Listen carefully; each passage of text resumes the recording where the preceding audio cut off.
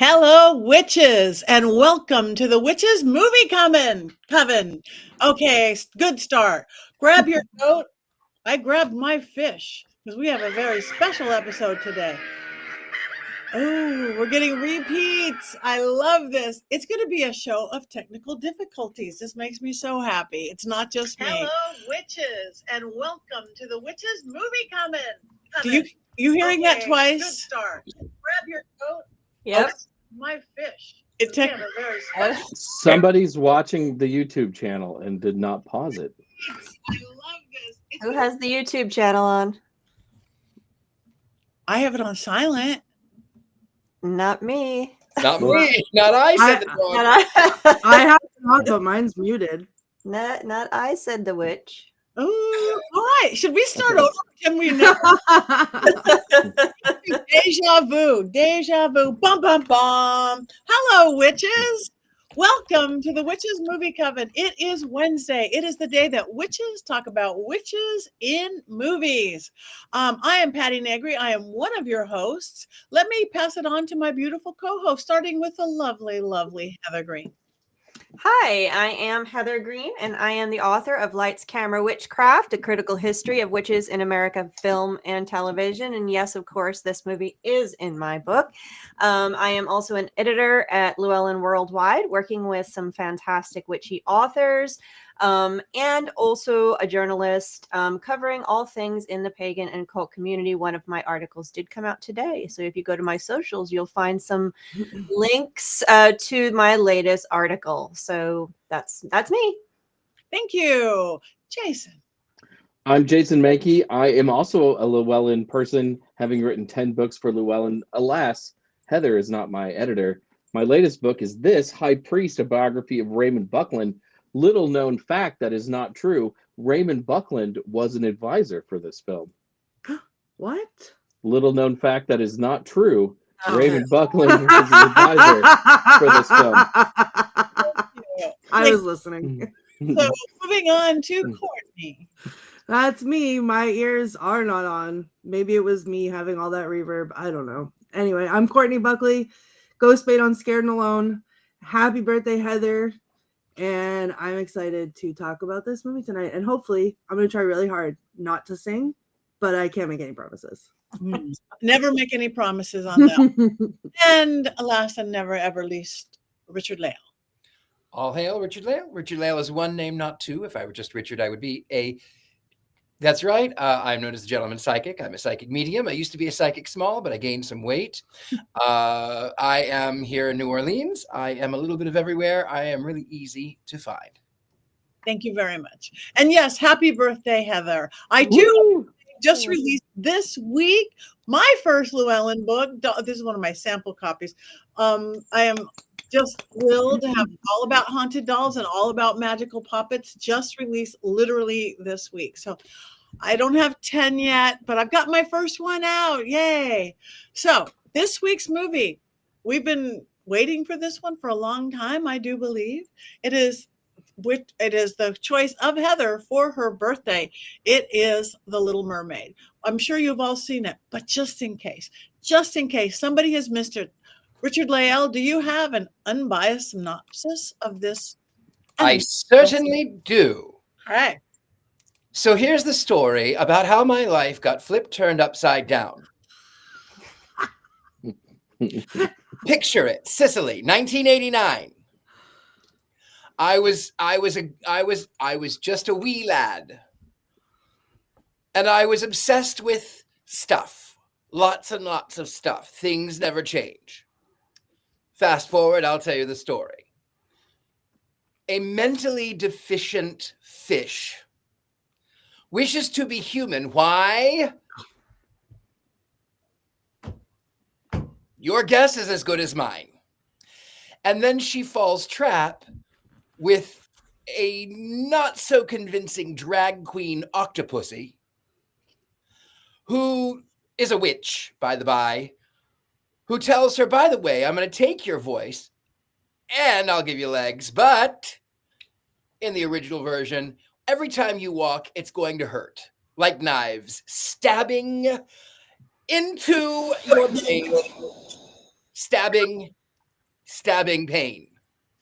So nonetheless, this fish, this mentally incapacitated fish woman, does sign the scroll. She does become human, even though her crab friend, her fish friend, her seagull friend have all warned her, you don't want to go up there because humans are garbage. She goes up there. They try to kill her friends. Of course they do, because that's what humans do. But she's in love with this man that she saved once from drowning, and he himself is mentally deficient and doesn't recognize her and marries who else? Someone else who is also a more convincing version of a drag queen fish octopussy. Oh, so, of course, battle ensues. She has to kiss. She has to be kissed. True love's kiss. And then she goes up to the tower. She realizes my computer is acting weird. I'm going to hit cancel again. I don't know.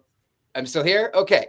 So she realizes that she cannot actually kill the prince, and she leaps from the tower and she turns into sea foam. Oh, wait.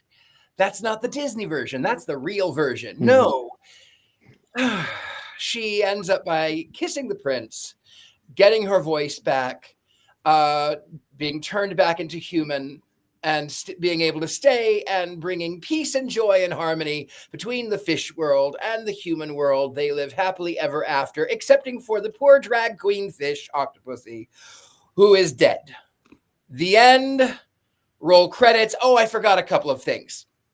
A horny priest, a phallic cover art, dead fish. That's about it. Roll credits. Thank you. Now that we have the complete plot line of everything, we'd like to turn this over to Ms. Heather.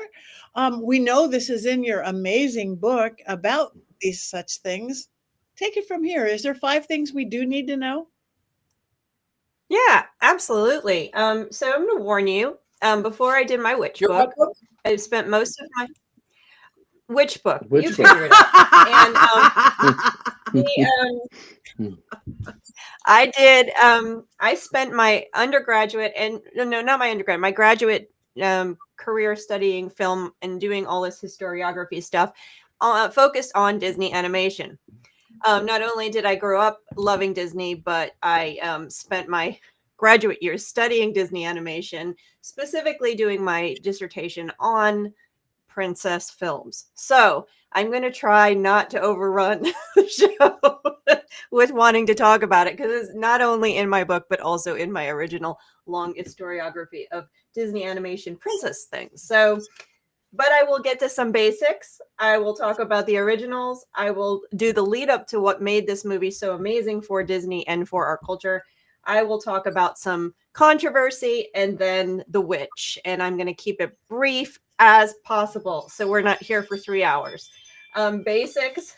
They began in 1985, and it was released in 1989. And it was directed by Clements and Musker, 2 familiar names. I think it was Clements who came up with the idea originally. Then they hired Ashman and Menken, 2 very well-known Broadway folks, lyricist and music writer, to do the music. They wrote Little Shop of Horrors, if you aren't familiar with their names. It starred Jodie Benson, another big name on Broadway at the time. And they chose to pick a few. They had well-known actors. This was one of the first times they really started doing this. They started up in the game. Buddy Hackett, Samuel E. Wright was Sebastian. He was well-known. His voice was very well-known at the time. Those are just examples. Disney stepped up his game, pulling in famous names known from outside in one capacity or the other. We haven't gotten to that yet. Oh boy, do I have stuff to talk about. I'm not there yet. So that's the basics. Now, the origins, as Richard-Lael has mentioned, is an 1837 tale by Hans Christian Andersen called The Little Mermaid. I'm not going to pronounce it in its original language because I can't. But it had another origin. So after that, we can talk about fairy tales and all that, and whether we like which version better, what the problems are with both. But that's the origin of this. It's not exact, as Richard-Lael says, but it is one of the closer ones that Disney has done, but it's not exact. The other origin of this is Walt Disney himself, who wanted to produce The Little Mermaid back in the 30s. He had actually gotten concept drawings done, watercolors that were used. They were inspiration for Fantasia, but they were also going to be inspiration for this movie he was going to do on The Little Mermaid. It never transpired. When they started working on this movie in 1985, 86, and they were doing the research, they came across those watercolors. I'm not sure if we have one of those available to put up. They're different. They're not exact. They don't. Ooh, there's one. Well, yes, wow. Yeah, they're really cool watercolors. But they were not. They were done by Kay Nielsen, who died in 1957. So he was an old timer from that period, and he obviously, and the movie never got made. So here we are in the 1980s. They discovered, Disney wanted to do it too. So they felt like they were really hearkening back to Disney's ideas, not only because they were bringing us back to the origins of the princess story that made Disney famous in animation from the beginning, or made them famous in terms of animated films. They had him, they had his backing because he wanted to do this. So it really felt good to them, they said. Number 3, why was this so big? So after Disney died, the company was kind of in flux for a lot of years. We've talked about some of the movies that were made in the 70s and even into the 80s were not so good. Exactly, Jason. Some of them, we like some of them, but they don't have the power. We do. The Rescuers I was a big fan of the Rescuers. I like the Rescuers, and there's a naked scene in that one too. Yes, there is. I saw that in the drive-in. I always forget about the Rescuers. Right. There are a lot of beloved. I mean, we talked about Black Cauldron, one of the biggest disasters Disney. What happened was in the early 80s, briefly, the company was finally had new management. It was Eisner and Katzenberg, and they had a new idea for the Disney company. It was becoming more corporate, more focused. They had new, fresh ideas. So they got rid of the rest of the stuff throughout the 80s. This became the project. This was the relaunch of Disney animation, feature animation, hearkening back to the cultural power it had years ago. And it not only brought in, like I said, Disney himself wanted to do this story, but it also brought in music back in the same way as the early, much stronger. It brought in the Disney princess scenario. This is a formula that worked and worked and worked. For the most part, they brought it back. And here you go. You have The Little Mermaid. And it hit. It was hugely popular. It revived Disney animation. Katzenberg was in charge at this time of Disney animation. So that's sort of the Reader's Digest version of how this panned out. So the controversy, we already saw an image. So that's not the controversy. There's the controversy. I have my own copy right here, and I've got the real story behind what actually happened. So basically, when the movie came out, there was a movie version of this. Okay, this is the tape. So there was yes, it has a tape in it. Anyone ever seen it? Remember these guys? Be Kind or Not? Whoa. I know, right? Blast from the past, man. So the actual theatrical poster had a similar picture, not exactly this one, but it did have the castle. It was done. If you look at it, it's different. There's more detail added to it. It's a lot different. So the guy tells the story. I think his name was Bill Morrison, I believe is his name. He did that cover work. It was contracted. It was not a Disney employee that did it. They loved the cover. Then the people that were getting ready to do the VHS release wanted to use a similar cover. They loved it. So they had the guy do it, but they had to do it rush. It took them a really long time, and they didn't have that much time to actually create this piece of art. So he did it overnight, pretty much worked through the evening. This is what the story he tells. He worked through the night, worked through the evening, worked through the morning hours, and sent it off. There's not as much detail in it. It was rush job. And it was sent out. Disney had no problem with it. Everybody approved it. it got put onto the VHS cassettes. And then some woman or some man in Arizona freaked out when they saw it and said it was pornographic. Look closely so you can see. They said it was pornographic and inappropriate, and they made a whole big issue out of it. Stores were covering them in paper bags.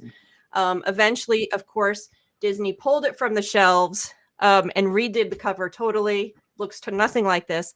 And they supposedly were going to fire the person who created this because there was all kinds of speculation. Was it on purpose? Was it a satanic? Of course, a satanic panic. Was it a Satanist that did it?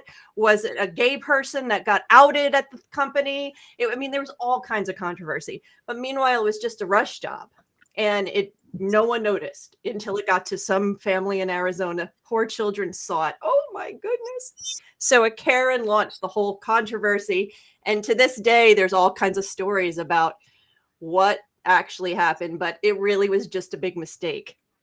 The guy did not get Good, fired. he shouldn't have. Because the penis mightier. And the wedding scene, the bulge is No, knee. that is the tiniest knee I've ever most seen. certainly. That is It the is a tiniest, Look at it. pointiest knee I've ever seen. Don't lie. If you look at it shot by shot, I that's the watched knee. that over and over No. and over and over again, laughing hysterically because I was young It's the knee. and peepees were silly. And we were like, we had our little Diet Dr. Peppers, like kicking our feet, being like, oh, a peepee, over and over again. Well, now I am going to say that if you study Disney long enough, especially older animation, when it was also almost all men in the studio, it was an old boys club, they would have pornographic and inappropriate drawings of the characters. They never made it anywhere. They were just on their walls everywhere. There's all kinds of reports and stories about that stuff. And I talk all about that in my book. I talk about it when talking about Betty Boop, because it was the same issue with Betty Boop. I do talk about it in my thesis. What about the as well. Lion King? It's pretty good. Yeah, there's all kinds of I've controversy. seen that with my own two eyes. Just like I saw the P2 on the priest, and nobody wants to see that. But so this is one of the things that I write about in my dissertation, is that you have a bunch of people that are drawing these things over and over again, and when it comes to princesses and when it comes to defining their drawing, how is this the most beautiful person? They're drawing a female sexuality. They're drawing the most beautiful woman, and it's a bunch of men in a room. And that is a really important point. That's actually what studying that kind of concept is what started my dissertation. So there's so much we could talk about with this, Courtney. There's all kinds of places let's have to a go. whole show I on actually it. have a book on it. I have a book on it, actually. So yeah, that's a different show. But anyway. That is a weird looking knee. That is just a weird. It's a knee. The city I can buy, but not that knee, right? Because that's not a knee. That's a knob. I mean, that's different. The prince was hot. Someone made that up. Someone said on here, the prince was hot. So, I was only a wee lad when the film came out, and I was in lust with Eric. So I can understand why the priest would be a little happy to see him. Mm-hmm. I missed that. Well, before we get, I missed that completely. Dirty Minds, I think you guys have. No, Patty. Oh, this is all over Patty, the place, I swear Patty. to It's God, all it was over the center place. frame for like a good few seconds, and it went whoop. It was not his knee. And It was center I watched frame. it again. Do we have a clip? Oh my God! I guess I have to watch it again because it was really clear. The priest breaks into a song called "Pitch in a Tent" while it's happening. Well, Like I it's did. not even I subtle. sure did. That's where I learned about pitching a tent, was from the Little Mermaid. I was indoctrinated by the Little Mermaid. See? whoa, that's not. And it arose. It arose while he was standing there. He wasn't moving. That's not a knee. That's not a knee. No, it's a peanut. It's a peen.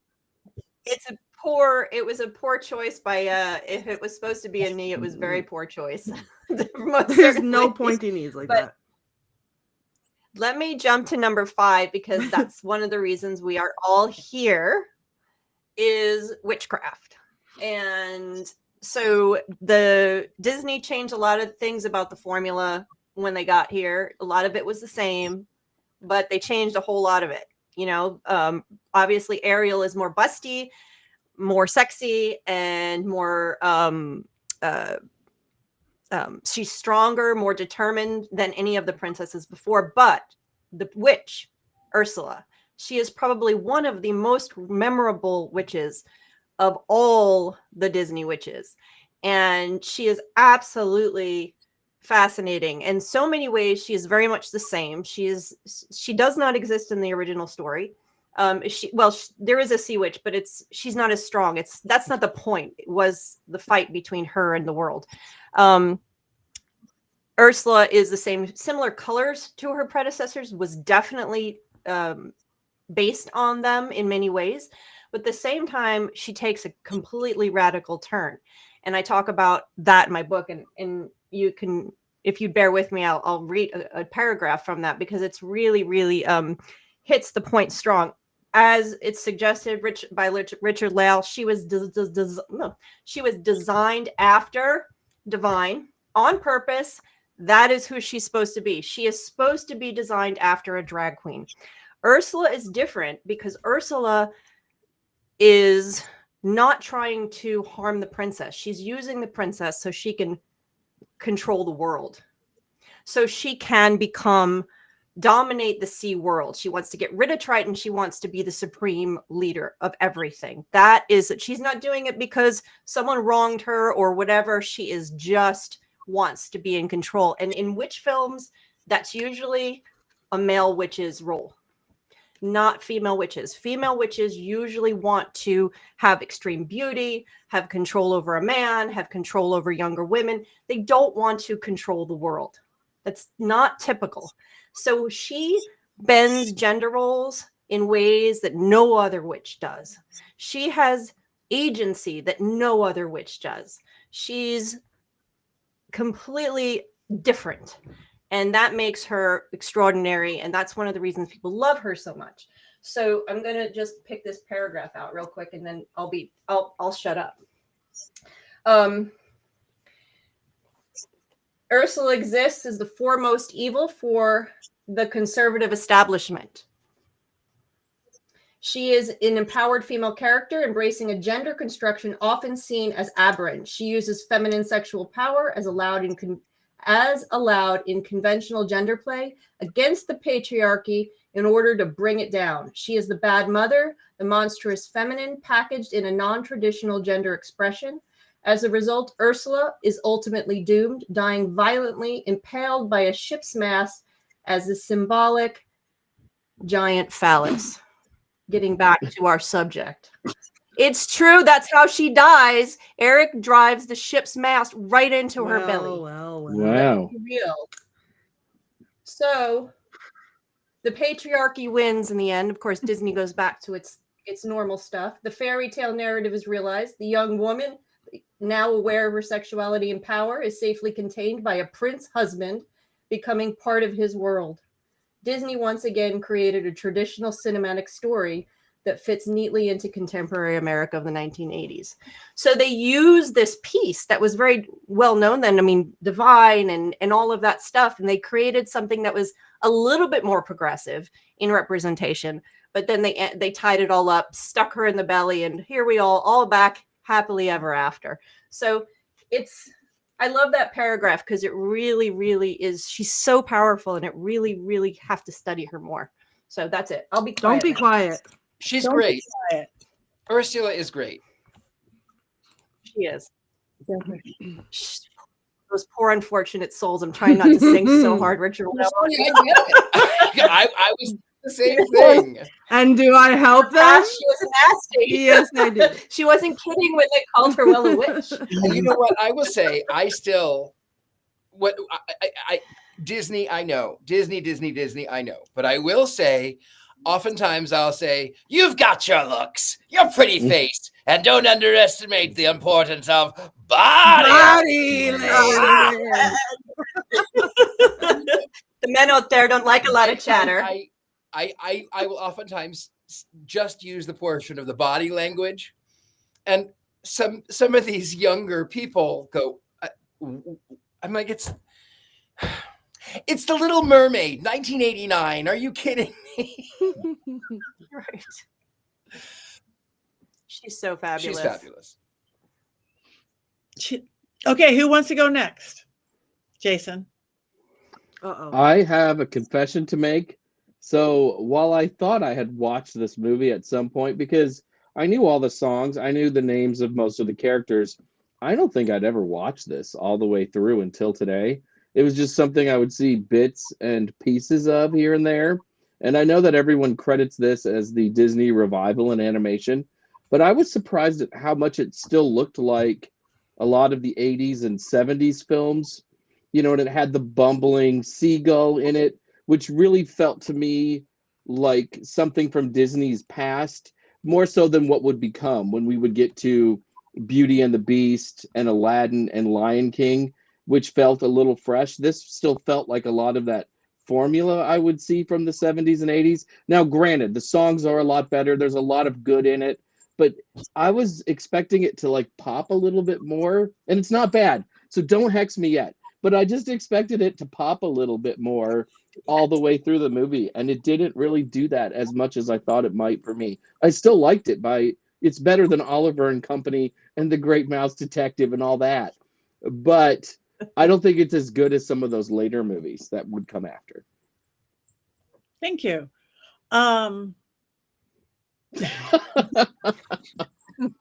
I loved that movie when I was a kid. I'm just gonna say that. We'll just I was a leave that Shaggy alone and move DA on. guy all the way. Is that Aaron Goodwin? It says I have a question.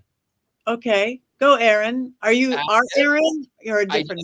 I don't know. Don't know. I can't. So, Aaron, ask your question in the comments. We'll listen. Or we'll hex you, or we'll answer it. It'll be one of the two. Together. All right.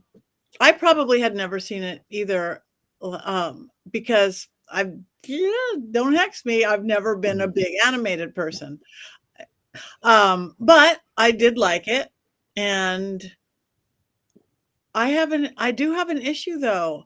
I think I need to be a spokesperson for animated violence. I don't like it. It's weird because I'm the person who's never seen Bambi, never will, because I know that's not good. I'm that person. I'm the person who can't see cruelty to animals of any kind. And I'm not, I like horror, but I like spooky horror, not slasher horror. But it seems that now that I'm getting used to animated with all you guys, cartoons animated are meaner than real people. Bump, bump, bump, hit, hit, hit.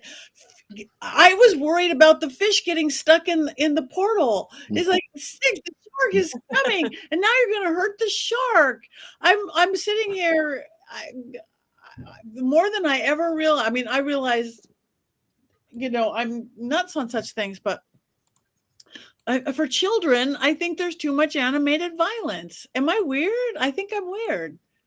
But I mean, Marge Simpson would agree. She did this whole thing. Well, you know what? I think the violence you're seeing in this animated is no worse or better than what you would see in Looney Tunes. I mean, they had whole pianos dropped on their heads. And like anvils. Yes. I mean, how many times did Wile E. Coyote get smacked? And I would turn it off. I was never a big Looney Tunes fan precisely because of the amount of violence. I think growing up, it was cartoon Three Stooges, which I also didn't care for at all.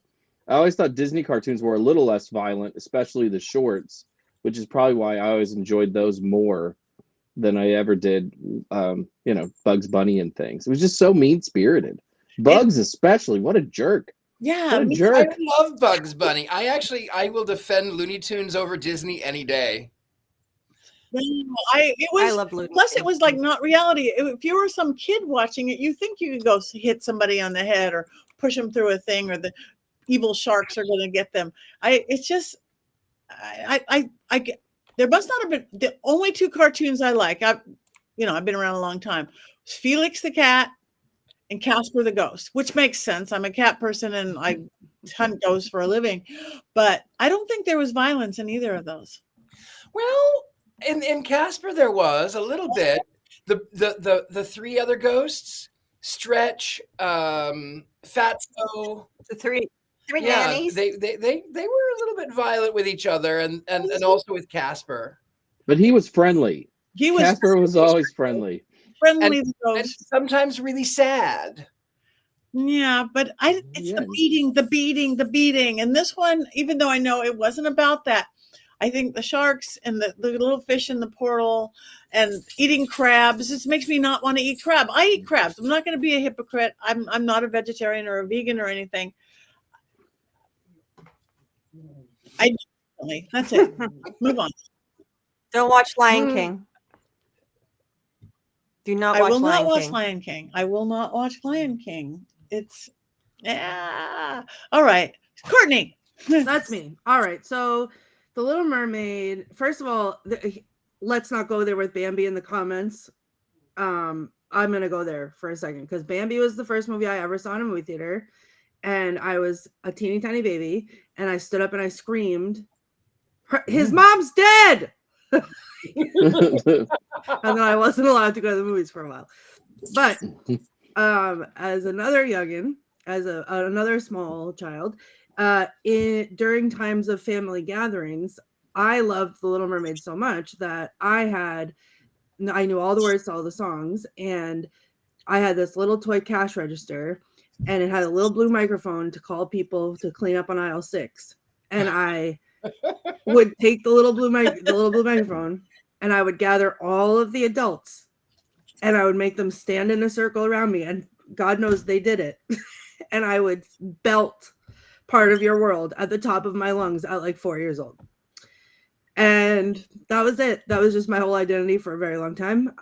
So I loved When we it. do Witches Movie Coven live, Courtney will be performing this. Yeah. And we will stand in a circle around her. She will. I was doing it earlier, and I had all the Black Phillips in a pentagram around me. The best part is when she does it Perfect. live, we're going to get her a little blue microphone from the little cash register, and she can sing it from one of those. Somewhere in the depths of somewhere, there is a VHS tape with a recording on it of me doing that.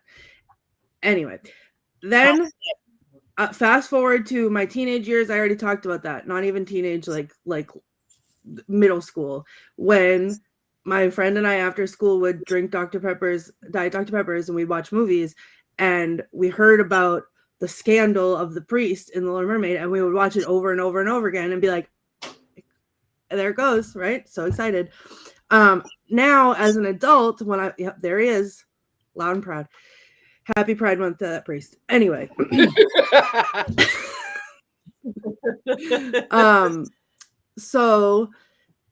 But as an adult watching it, like when I showed it to Nathan for the first time, I have never wanted, I feel like I have this reaction to all the Disney princesses now, most of them at least, but like, you're 16 or however old you are, 14 or whatever, you're a teenager and you need to stop. And I realized I was old in that moment when I was siding with the Disney dads and not, and if I swear to God, if she says, but daddy, I love him one more time, like, no, absolutely not. This is just as bad as Beauty and the Beast, aka Stockholm Syndrome, the musical. You don't love him. You met him for 4 seconds, just like Snow White when he leaned over the well next to you and sang for 4 seconds. He's not your true love. And the majority of this movie that could have been avoided had someone handed her a piece of paper. And don't tell me she couldn't write because she signed her own name. So she knows the alphabet. Okay. So she could have written down anything. She could have made any kind of emotion, any kind of anything, whatever. I know, but it's ridiculous. And it makes me crazy because also go back to the ocean. Your father's right. So I have a love-hate relationship with this movie. Your criticisms are valid, Courtney. I know. They're completely valid. I must say I did like the music and I did like the score itself. I mean, it was a quality, beautiful film. I agree wholeheartedly on that. But also, having said all that, I love this movie. I will watch it over and over and over again. I will sing the songs that are on playlists that I listen to in my car. I don't care. I'll belt them because it's amazing. And Ursula, just like the Wicked Witch in Snow White, Ursula is just an icon, and I love her, and she's amazing, and she is what makes the movie incredible. And I didn't put two and two together that the mast spearing her was phallic, but Yeah. it makes sense with all of the weens in the movie. So there it is. I get that. I really, I always, even then, sided with Ursula. I always felt badly that she met her demise. I mean, get it. You know, all she wanted was to shop. And doesn't she ache and yearn and shop and deserve jewelry? I mean, I get it. I love her. I love Ursula. I have kind of a story. I debated on whether or not I should say, but you know what? It's been a long enough time. I think I will tell the story about Ursula. I was in Vegas, and the bartender said, Happy Pride Month, by the way. The bartender, he was one who would know who Divine was.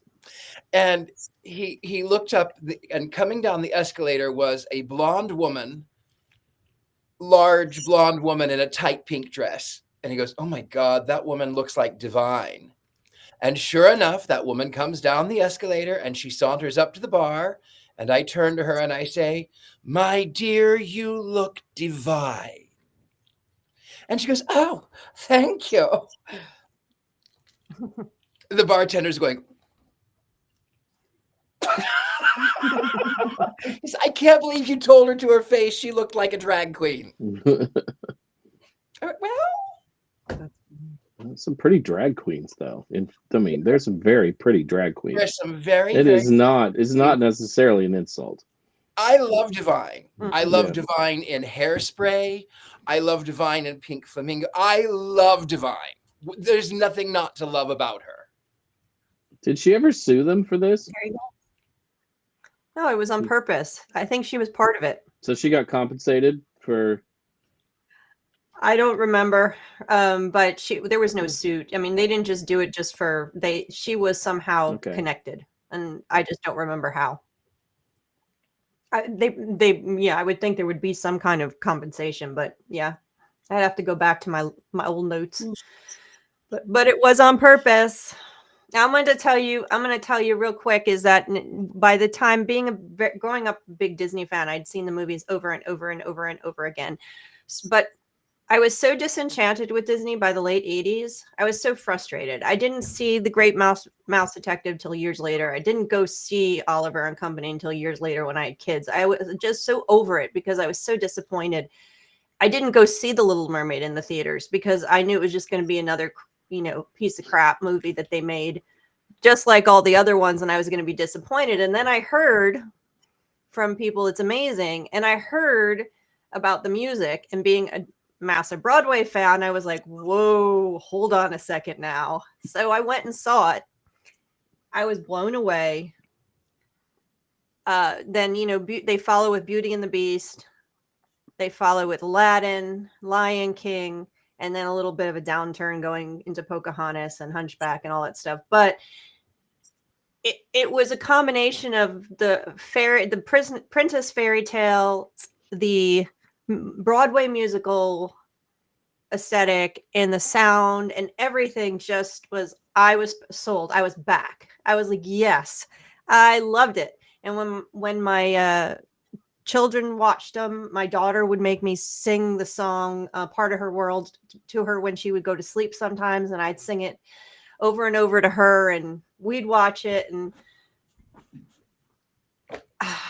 I can sit here and I can tell you I wrote a thesis on criticizing Disney animated films for their misogyny and problematic issues and racism, all this stuff over and over. So I can bring all of that up, but in the end, I will sit and watch this movie and I will sing the songs along with Courtney Buckley all day, every day. Get out your blue mics.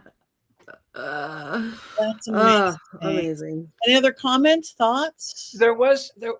Aaron was talking about, if it's our Aaron, I don't know, but was talking about that there are ghosts in the, I have to scroll back a little bit. There were ghosts in the film. Not this one. I didn't see any myself, but to be fair, I didn't go back and rewatch it. But there was something about spirits in film, and I mean, that can happen. I don't know if I saw that in this one, but they can happen. Well, they had the souls, the little soul garden. Well, there were souls in that one.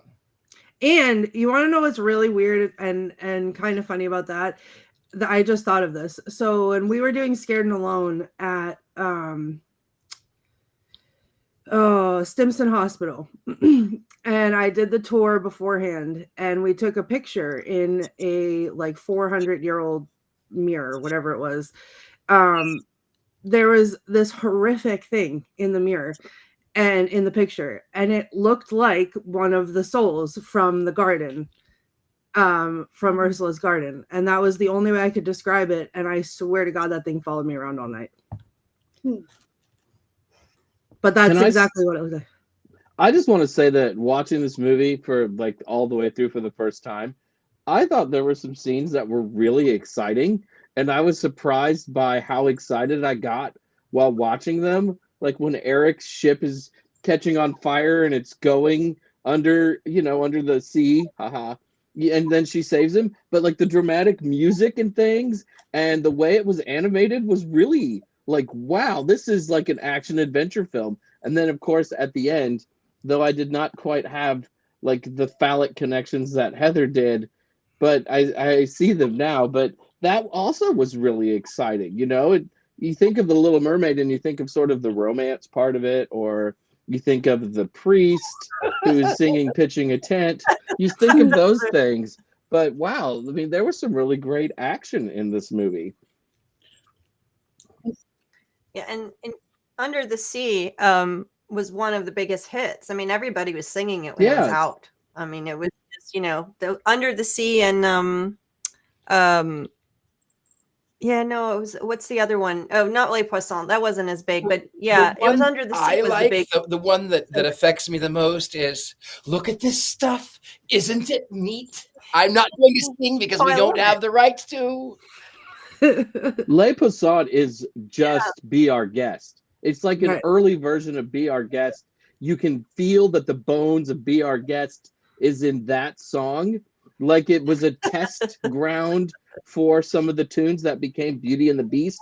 And there are a few other moments in the movie where I heard the Beauty and the Beast score. Now, obviously, technically, I guess Beauty and the Beast is ripping off the Little Mermaid, but they're very, very similar scores, and the songs are very, very similar in both films. I know they're composed by the same people, but wow, that song about eating crabs and trying to kill them like the Swedish chef, that is the same song as Be Our Guest. Disney loves to repeat itself, and it gets worse and worse over the years, in my opinion. It's just, it becomes almost painful. Like, okay, you're doing this again, and you're making that joke again. But so yeah, I mean, that follows. They're following. Beauty and the Beast was following the formula again. They tried to do it. Sort of. They don't have a witch in that one, but they kind of do right at the beginning.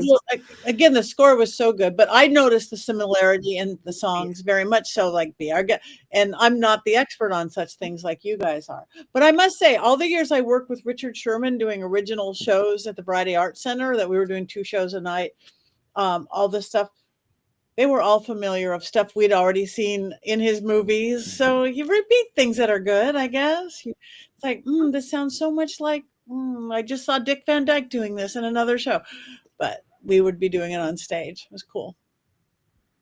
There's nothing new under the sun, right? And what are you going to do? Sue yourself? Right. Oh, I'm plagiarizing myself. Who cares? I think Belle does want to sing. Oh my God. Now I don't want to ever again.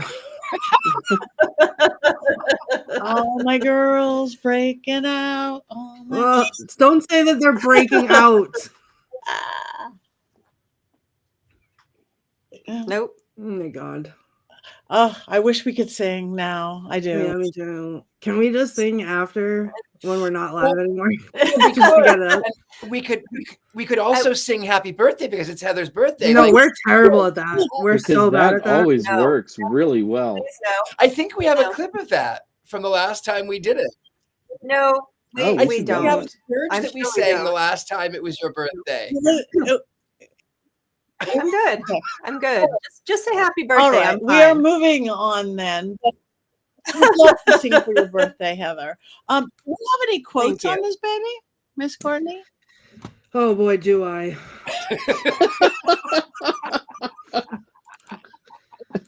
All right, hold on. Don't get too excited. No. My favorite quote of the whole movie is when they're gonna sing Kiss the Girl, which also, like, please, that is so the grape word. Okay, I don't like it. But anyway, before they're doing it, and when they're in the little boat, Scuttle says, okay, all right, this calls for a little vocal romantic stimulation. Stand back. And he goes, wah, wah, wah. And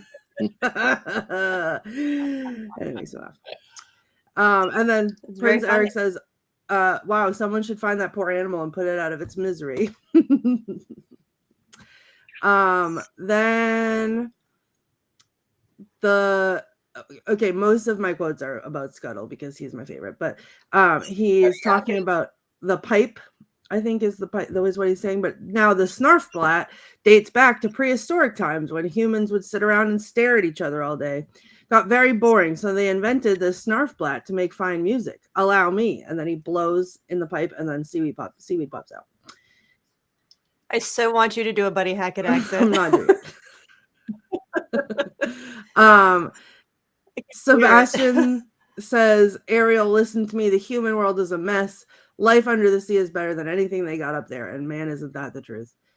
And then Sebastian's little mental breakdown after Ariel's a human, and he says, just look at her on human legs. My nerves are shot. This is a catastrophe. What would her father say? I'll tell you what her father'd say. He'd say he's going to kill himself a crab. That's what her father'd say.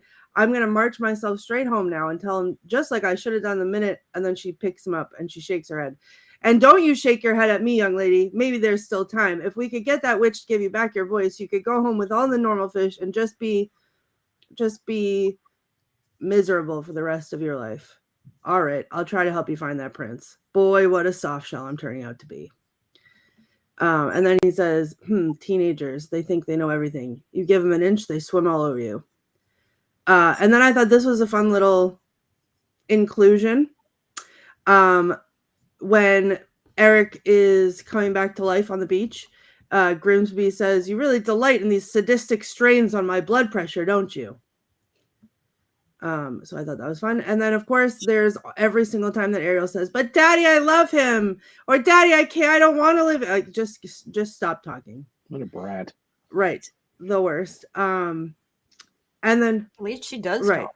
Well, and then the last one I have is one that no matter what, when I watch this movie, whether I'm upset at Ariel or I'm distracted by the church boner, this exchange almost brings me to tears, and sometimes does.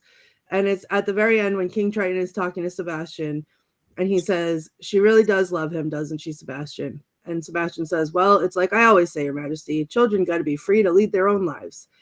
And Triton says, you always say that? Then I guess there's just one problem left. And Sebastian says, and what's that, Your Majesty? And King Triton says, how much I'm going to miss her. Oh, I mean, they can always just meet, right? She just takes a boat out. He kind of swims up. They hang out. I mean, fish food in the water. yeah. Scuba dive. Scuba Right. dive. She can come out for a little bit before she has to go back in. Yeah, I didn't understand why she had to leave everything behind. And the humans now Because know all Disney is about misogynistic. the mermaid stuff, right? I mean, they get married and all the mermaids are there, like waving hello. Yeah, maybe they could open up some trade routes or something between the two kingdoms.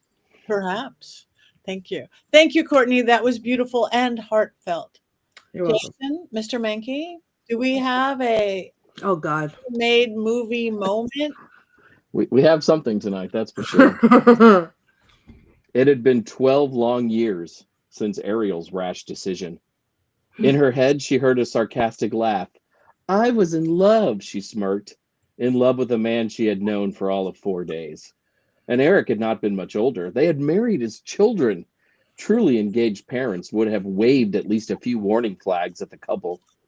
Ariel clapped her hands and shouted, more wine, at her servants. It was a refrain the servants were quite used to. The now queen consumed 3 or 4 bottles a day. It was one of the few things that numbed the pain she felt inside.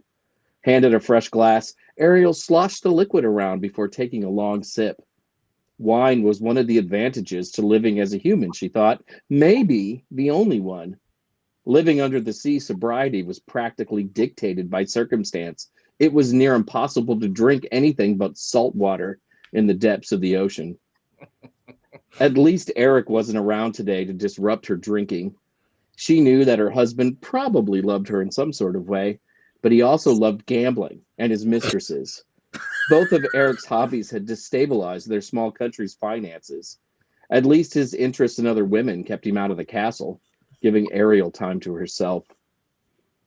After their wedding, the now queen had come to find out that Eric routinely fell in love with women on a whim, and he had a certain type too.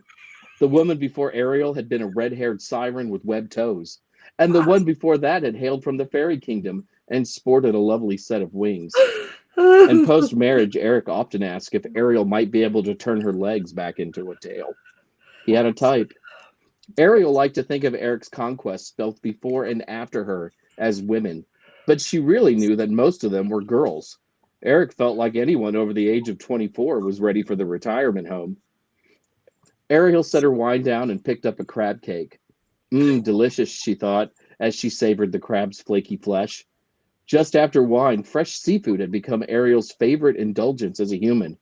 Her father, King Triton, had always harped on her that the sea creatures are our subjects too, and had legislated a strict vegetarian diet consisting solely of seaweed.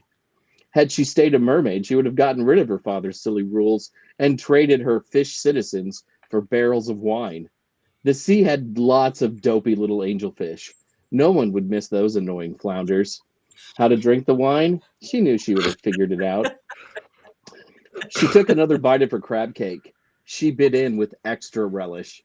Deep down, she was hopeful that her next meal of crab was that ridiculous Sebastian. As an advisor to her father, maybe he should have cautioned her about the life she was about to lead. Be a human, fall in love with a womanizer, give birth to 3 bratty kids, and have nothing in common with anyone else around you. At least Triton would have eventually died, freeing her from the grasp of her overprotective father. Now she just drank away her days, longing for something more meaningful than the pretty prison she found herself locked in. Of course, none of her former friends made her blood pressure race more than that ridiculous Scuttle. That lying sack of seagull dung had filled her young head with romantic notions of humans and was the reason for her predicament. At least her husband had been okay with her plan to exterminate all of what she called the rats of the air in their kingdom.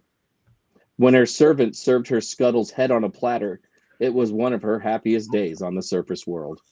Servants, more wine, she yelled. There were 11 hours still left in the day, and she was far too sober this morning. Fanfic. I think we need a shirt of Scuttle's head on a platter. No comments. Just that. And a glass of wine next to it. Yeah. Well done, Jason. Well done, Jason. I like No hexes. quoted, this is why you have 10 books. Yes. Thank you. Thank you all. Yeah. Thank you. All right. Well, we have one more thing to do, and that's rate. We vote. We vote. Wands up, wands down. I'm going to use a fish because I can't find my mermaid. Oh God, Heather, no. Oh, Heather, no. Don't shake it. A Stop. pox upon our house. Why? Please. Why? Help, help. It's looking at me. I don't like it. It is looking at you, Courtney. No one else. No. It's looking at I you. don't like it. I've been using this now for several weeks, and you guys are just No, complaining I now. complain Heather every Greene is no time. longer our friend. She's creepy. It's Scuttle's head upon Ari a said platter. that she's That's- sure that you're still her friend, but you know. So I'm fish up, wand up, cheerleader, baton twirler, wand. Richard, these are very. It's my pen because she signs the pen. I can like it for parts of it, but I also hate it, so I don't know where to go. I don't know where to go. That's valid. Okay, that's valid. So what about everybody out there? Wands up. We got another in between from Christy. That's a great one. Wand's way up. Wand is up. Wand is up. Neutral for the art and music. I agree. Art and music. The priest's wand is up. Yeah, the priest gave it a ones up for sure from the get-go. I don't know how I missed that now. I don't know either. We didn't mention the redo that Disney did more recently and all its controversies. Maybe we'll add that to the list to do another time. I know someone was mentioning it earlier to do a comparison. Maybe we'll put that on for a future show to revisit Heather's that next and birthday. Woo! Okay. That might sounds happen. good. So, all right. And what about next week as we're closing to the end of things? What film are we doing next week, Miss Heather? To catch Predator. To catch a deadly spell? That doesn't sound right. All right, Chris Hansen. What? It's 1991. To cast a deadly spell. Sorry, not to cast to catch a deadly Wow. spell. That's a different That's movie. what happens every week on the Witches Movie Coven. The 1991 To Cast a Deadly Spell. I'm wondering if Patti and Jason want to talk about what they're going to be doing starting next week. Not to jump in and change the subject, but I think you guys might be presenting on your books next week. I got to do that next week. That's A free thing that all of our Coven members can go watch. Yes, on my very first time as a brand new Llewellyn author, I'm doing LlewelynCon, or we are doing LlewelynCon. So I'm very excited. I'm going to be talking about haunted dolls. This half of my doll craft book. You guys, I have a beautiful, beautiful foreword by Heather herself, because it's doll queen right there. You guys know that. So yes. So I'm thrilled to be doing LlewelynCon with you, Jason. Yes, I forgot. I'll be doing LlewelynCon on June 12th on my wife's birthday, ruining her birthday because now our walk to the beach has been canceled because I will be at LlewelynCon talking about early witchcraft. So it'll be great for everyone else, but less great for me because now I realize I'm in trouble. Oh no. So the whole day, I bet you could fit the beach and LlewelynCon. I hope so. Yes, I think you can. But I'm also going to one of my other friends' birthday parties that night because she originally was going to be out of town. So I'm failing in all facets as a husband. You can go to LlewelynCon, Llewellyn.com to find out the dates. It's from June. It's 10 days worth. Starts on the new moon, June 11th through the June 20th. I don't remember what date. Jason's the first day. I'll tell you what day I am. Let's hope it's the. I think you are. I think you're the 11th. The schedule's on the site. I think you're the last one on the first day. I don't remember what Patti is, but it's free. And there's 4 people a day, and you can catch them and a couple people who have also guested on our show. So sweet, it's not my wife's birthday. I will remain married. Will remain married. Woo! Will remain married. LlewelynCon. Oh, I'm doing it on the 14th. On the 14th at 11 a.m. 1 p.m. Central Time. Yeah, 11 a.m. Pacific, 1 o'clock Central, 2 o'clock Eastern on the 14th. Is that the same day you're doing, Jason? I will be on June 11th at 4 o'clock Eastern Time, 1 o'clock Pacific. So, yay. So you can go to the beach on the 14th. so I can go to the beach on the next day with my wife and remain married. This is going to work out just fine. Thank you, Llewellyn. I'm sorry for the bad things I said about you earlier in the show. All right. Well, it is that time. Anybody in Southern California, go to Pacific Coast Paracon this weekend. I will be having my new books there, Dollcraft, my old book, doing a seance, doing ghost hunts. Look up PacificCoastParacon.com. Anybody else got anything coming up? I will be. Mystic South. No, go Sorry, ahead. Jason. Go ahead, Heather. No, Mystic South, mid-July. Come on, join us. I'll be at the Eight Winds Druid Festival just outside of Sacramento, California this weekend. And then June 21st, I will be at the Buckland Museum of Witchcraft in Cleveland, Ohio, celebrating the release of the Raymond Buckland biography. And June 27th at Crazy Wisdom Bookstore in Ann Arbor, Michigan. Yay. So come see all of us, follow all of us, like all of us, hang out with us on social media. We're nice people all the rest of the week, I promise. Yeah. So we have one more. Yes, Jason, you have your hand up. No.